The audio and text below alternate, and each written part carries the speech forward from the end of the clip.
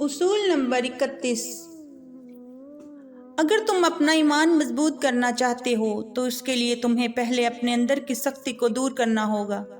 چٹان کی طرح مضبوط ایمان کے لیے کسی پرندے کے پروں سے بھی زیادہ نرم دل درکار ہے۔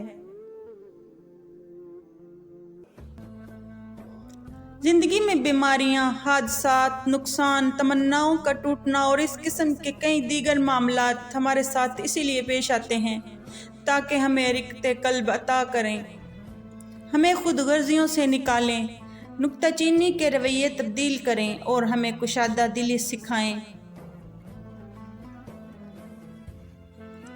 کچھ لوگ تو سبق سیکھ کر نرم ہو جاتے ہیں اور کچھ لوگ پہلے سے بھی زیادہ سخت مزاج اور تلخ ہو جاتے ہیں۔ حق تعالیٰ کے قریب ہونے کے لیے ضروری ہے کہ ہمارے قلوب اتنے کشادہ ہوں کہ تمام انسانیت اس میں سما سکے اور اس کے بعد بھی ان میں مزید محبت کی گنجائش باقی رہے۔ اصول نمبر 32۔ کوئی امام، کوئی پادری، کوئی ربی اور اخلاقی و مذہبی قائدین میں سے کوئی بھی تمہارے اور تمہارے رب کے بیچ حائل نہیں ہونا چاہیے، حتیٰ کہ تمہارا ایمان اور تمہارا روحانی مرشد بھی نہیں۔ اپنے اقدار اور رسولوں پر یقین رکھو، لیکن ان کو دوسروں پر مسلط مت کرو۔ اگر تم لوگوں کے دلوں کو توڑتے رہتے ہو تو کوئی بھی مذہبی فریضہ انجام دینا تمہارے لیے سود مند نہیں۔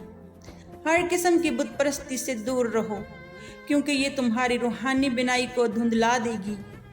صرف اپنے رب کو اپنا مرشد حقیقی سمجھو۔ علم اور معرفت ضرور حاصل کرو، لیکن ان علوم و معارف کو اپنی زندگی کا مقصد مت بناؤ۔ اصول نمبر 33۔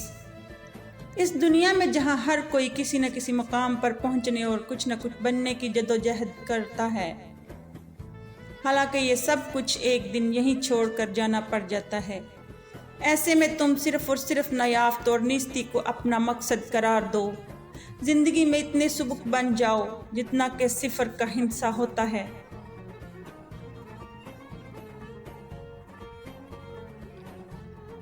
ہم ایک برتن کی طرح ہیں، برتن پر خواہ کتنے ہی نقش و نگار کیوں نہ ہوں، لیکن اس کا کارآمد ہونا صرف اس خلا کی وجہ سے ہے جو اس کے اندر ہے۔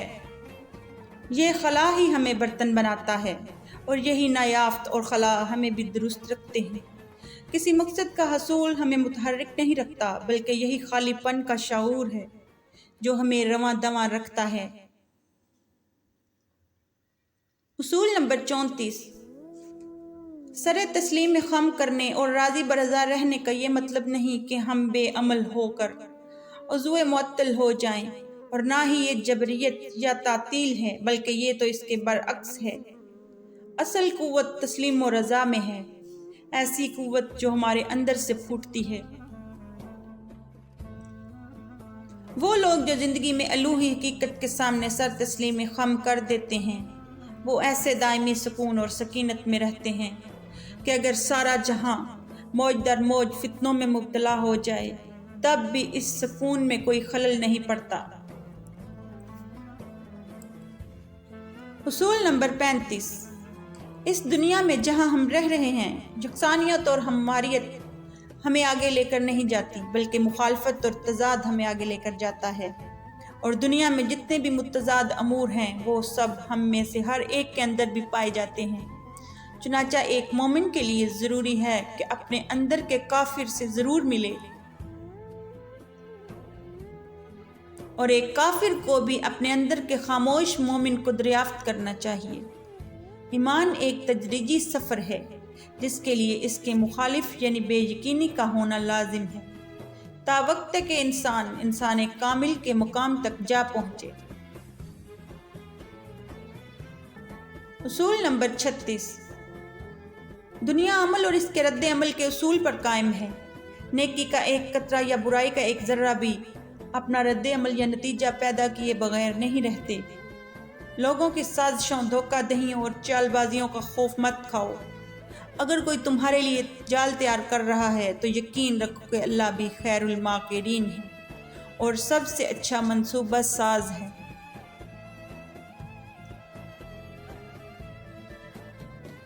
ایک پتا بھی اس کے علم اور اجازت کے بغیر نہیں ہلتا۔ بس اللہ پر سادگی کے ساتھ اور پوری طرح یقین رکھو، وہ جو کچھ بھی کرتا ہے بہت خوبصورت طریقے سے کرتا ہے۔ اصول نمبر 37، خدا بہت باریک بین اور بڑا ہی کاریگر گھڑی ساز ہے، اتنا درست کہ زمین پر ہر چیز اپنے مقررہ وقت پر وقوع پذیر ہوتی ہے، نہ ایک لمحہ وقت سے پہلے اور نہ ایک لمحہ تاخیر سے، اور یہ عظیم گھڑی بغیر کسی استثناء کے سبھی کے لیے بالکل ٹھیک اور درست طور پر کام کرتی ہے۔ ہر ایک کے لیے محبت اور موت کا ایک لمحہ مقرر ہے۔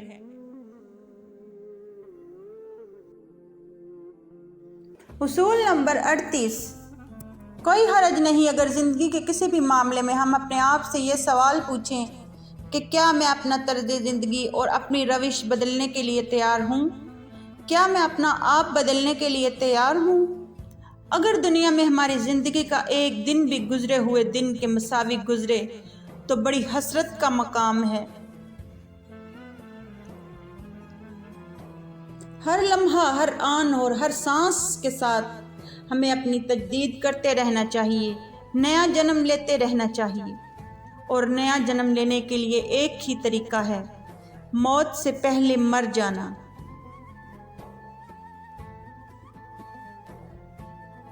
اصول نمبر 39، جزو تبدیل ہوتا رہتا ہے لیکن اس کا کل ویسے کا ویسا ہی رہتا ہے۔ دنیا سے جب بھی کوئی چور ڈاکو رخصت ہوتا ہے، اس کی جگہ لینے کے لیے ایک نیا شخص پیدا کر دیا جاتا ہے، اور ہر سالے ولی کے رخصت ہونے پر کوئی دوسرا سالے اور ولی اس کی جگہ سنبھال لیتا ہے۔